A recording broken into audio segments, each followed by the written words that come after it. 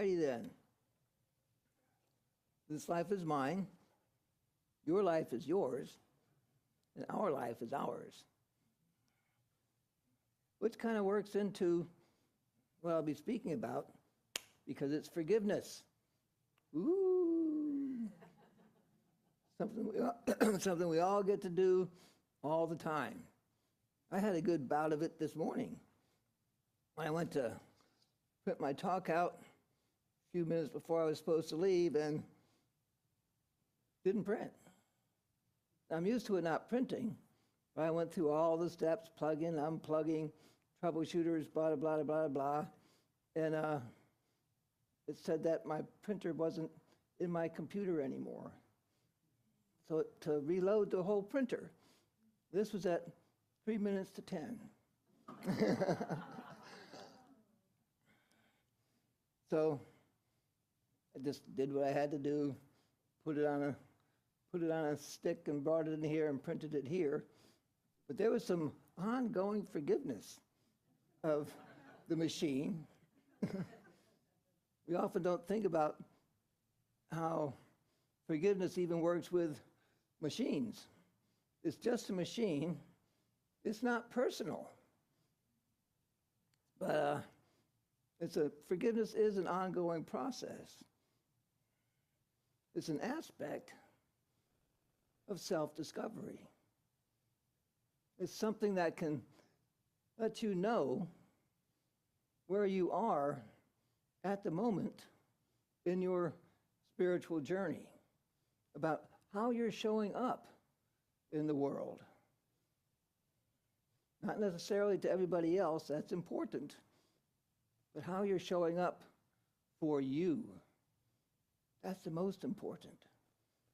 Are you showing up for yourself in a way that you feel empowered, in a way that you feel on purpose, in a way that you feel that allows you to be who you really are in this world? Forgiveness process, we're learning to face our fears. We're learning to discover the reasons behind some of our emotions that we have about certain things. In the meantime, we get to begin to discover that there is really quite a unique and pretty cool individual amongst all that stuff that's going on in there. Forgiveness is a way of knowing the truth of who you are as an individual and how you are expressing in this world. It's an opportunity for you to face and to come to terms with the person you have created yourself to be. That's an important thing to remember. You have created yourself to be who you are. Ain't nobody else did it. It's on you. And sometimes that takes some forgiveness. Sometimes that takes a lot of forgiveness. So you can move on and recreate yourself.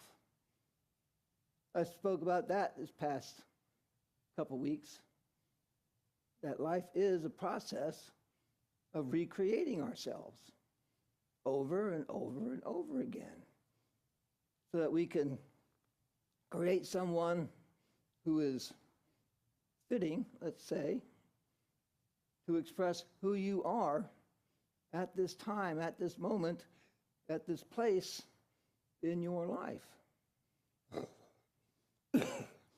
The facades we paint for others,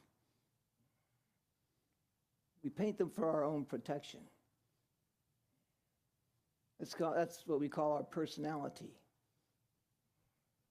Now, those of you who've been around Unity a lot, know our personality is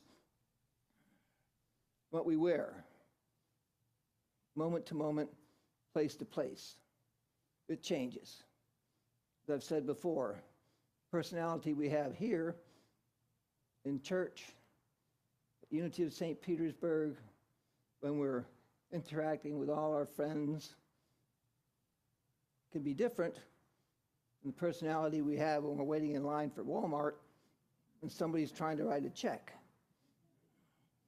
I mean, who writes checks anymore? At Walmart, I write them for here. But anyway, your personality changes according to the circumstance you're in. And those are the facades that we paint.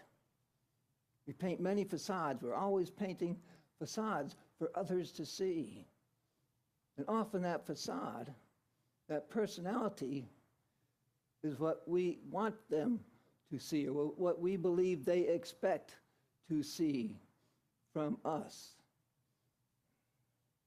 And often what they expect, what we believe they expect to see from us is not who we are.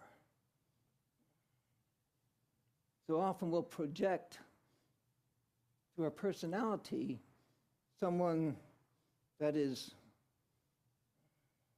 okay with something. Yeah, it's okay. When actually, back in your head, you're going, oh, that's okay. That's okay. Go right ahead. It's okay. It's perfectly fine to say no. No is a complete sentence. It's okay to disagree. It can be a learning process to disagree respectfully instead of telling them who you think they are and where they ought to be. But it's perfectly okay to disagree respectively. You don't have to put on a facade of, let's just call it Pollyanna. That comes to mind.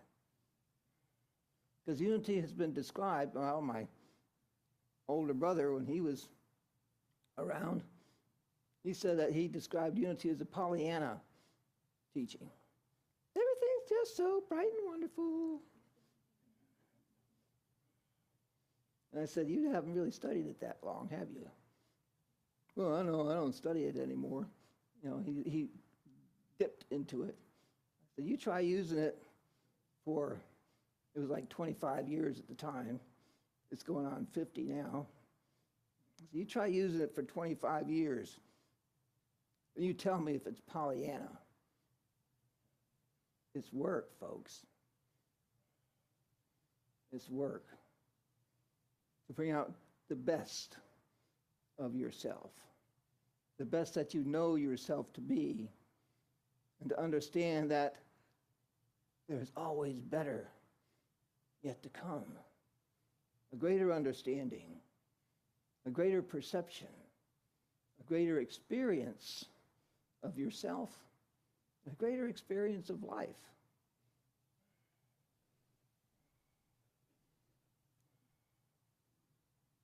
Who you are and how you present yourself to be, what you believe about your world is changing all the time. All the time, especially in these days. These days of all the information that's coming at us.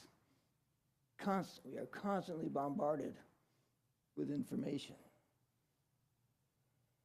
And as long as you are on your spiritual journey, you are becoming more open and less resistant to the process of life and living.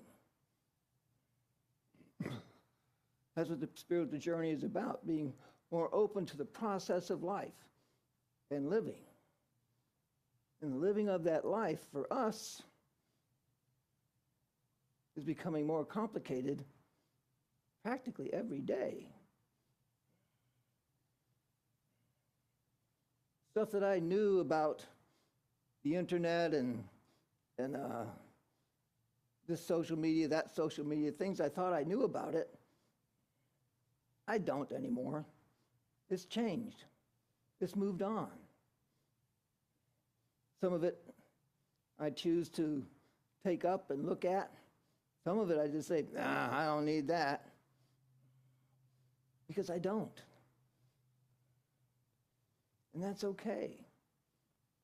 I can forgive myself for not wanting to know absolutely everything about everything of what's going on.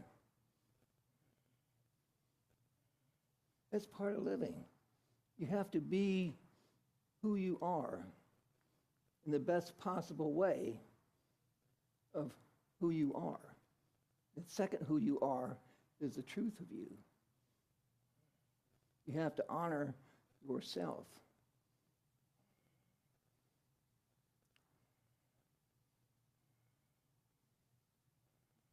As long as you move along your spiritual journey, you're open to becoming more. In that process, there comes time when you become ready to release certain things of the past, to release ways that you have been. Because you might start to realize that, well, that doesn't feel quite right when I say this or I do that. It doesn't feel quite right. And when we start not feeling quite right about something we're doing, saying, or thinking in a habitual way, it's time to start taking that within, taking a look at it, seeing where that's coming from. Why am I like this? Why am I doing this? And that's where the process of forgiveness comes in. Forgives ourselves for doing that, for being that way. Because everything it took to get you that way was the process of living in life.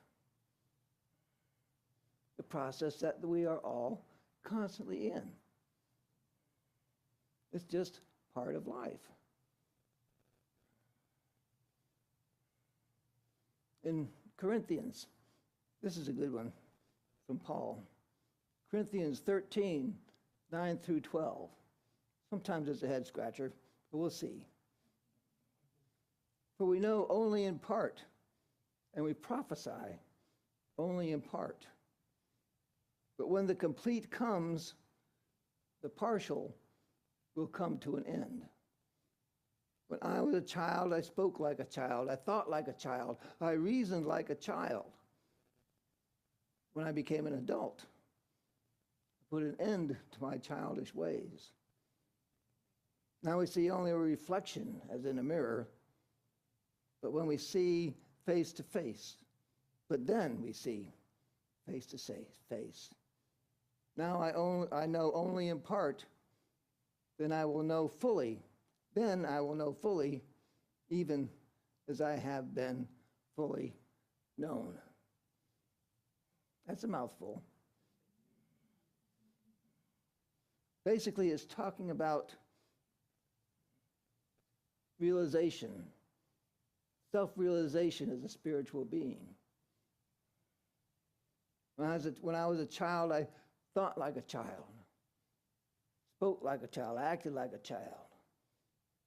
Before you started your self-discipline process, let's say before you got on your spiritual path, you just did piggly, whatever the heck you wanted, like a child. You did all kinds of stuff, stupid stuff. Not to say we still don't do stupid stuff now,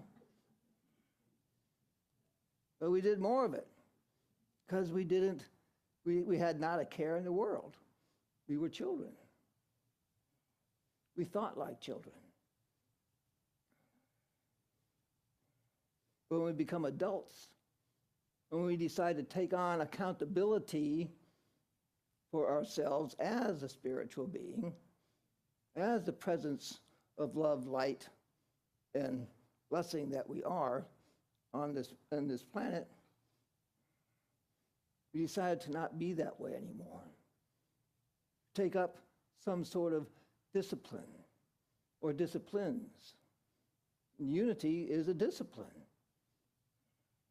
The unity way of living, the way of thinking, the way of being is a discipline. It's a constant being aware of who you are and how you are being in and where every circumstance you are. I know I don't live up to it all the time. That's because I'm in this body. It's our human nature. We're not going to live up to the fullness of our potential until we reach that Jesus Christ stage of unfoldment, till we become avatars or whatever. And that is down the road. Don't worry, there might be an avatar sitting in this room with us. We don't know. Avatar doesn't really, if someone says, hey, I'm an avatar, look at me, they ain't. That's a big hint, folks.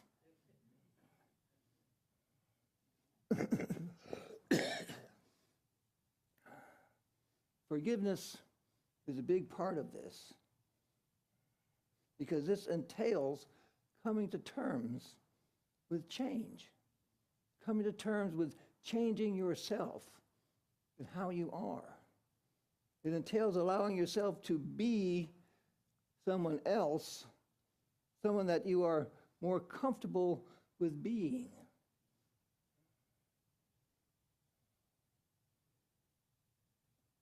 With taking away that facade, a little at a time, until you're okay with who you are. For a while, then that will change. And you have to do it again, as I've said, and again and again and again. It allows you to answer your own call.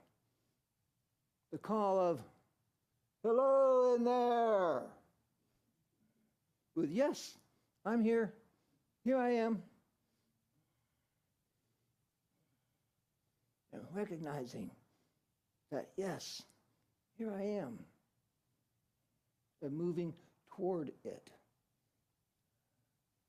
It entails laying aside previous ideas about yourself and the world, which don't seem quite right anymore. That's not an easy thing to do. That's why any true spiritual path is not an easy thing to do, because it entails personal change, consistent personal change. Especially when we're faced with everything that's going on out there. And there's a lot going on out there, which we are constantly reminded of. There is a lot. In this world we live in, so much is being projected out upon us. We naturally want to take it upon ourselves to be a part of the solution, which you can be, and which you are. But first, before you can be part of the solution, you have to be good with yourself. You have to see yourself face to face. You have to know that you are being you in order to truly be a part of the solution. Charles Fillmore, in his book Prosperity, tells us you can do anything with the thoughts of your mind. There is no other place in the universe where you are the absolute master. That's very important. There is no other place in the universe where you are the complete master of what goes on. It's only in your mind that you hold that power. And that, my friends, tells us that no one and nothing has dominion over your mind. No one and nothing. you have dominion over your mind, over your thoughts, over how you are. The key is to know how you are, rather than just acting out of habit. So many things we do are just out of habit. We do it just because we do it.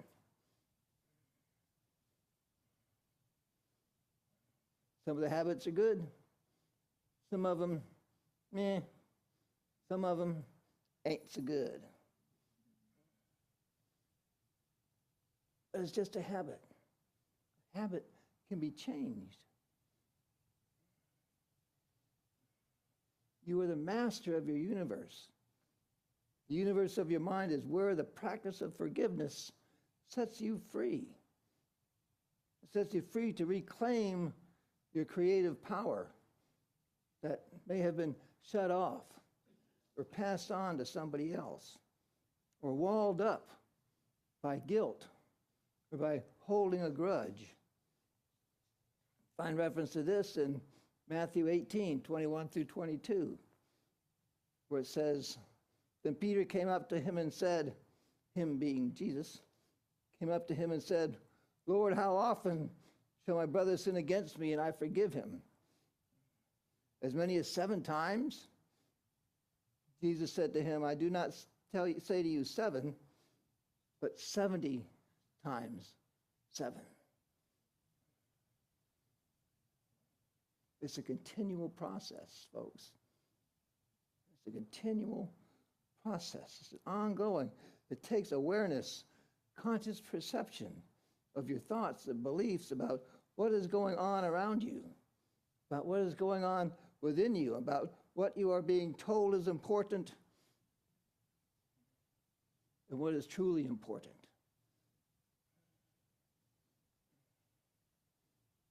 In your day-to-day, when something in the negativity realm comes up,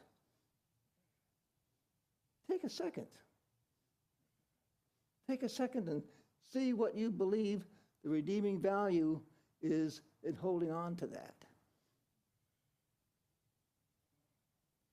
If somebody angers you in traffic, if somebody angers you by something they say, if you're watching, let's say, this week, the debate.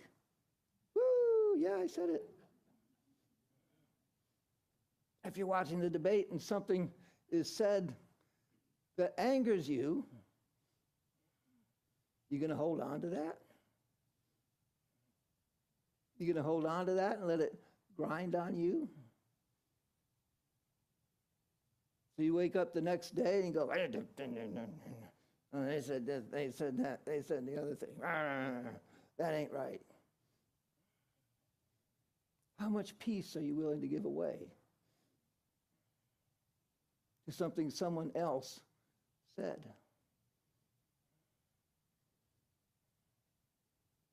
If you don't agree with it, fine. Don't agree with it. Don't hold the edge and let it cut your soul.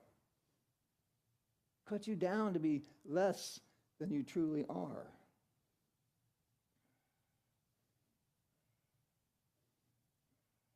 What's the payoff?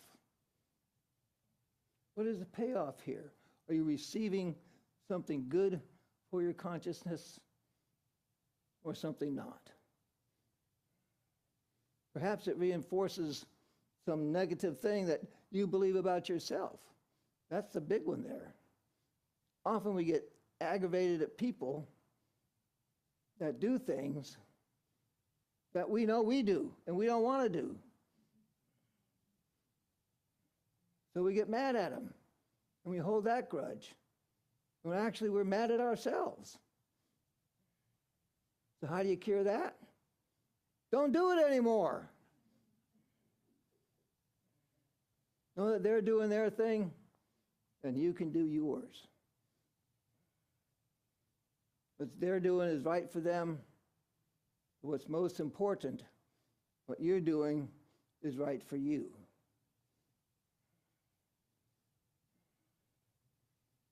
It's okay not to like someone. It's okay not to like something. You don't have to be yippee-skip about everything and everyone. There are going to be some people and circumstances that are just wrong.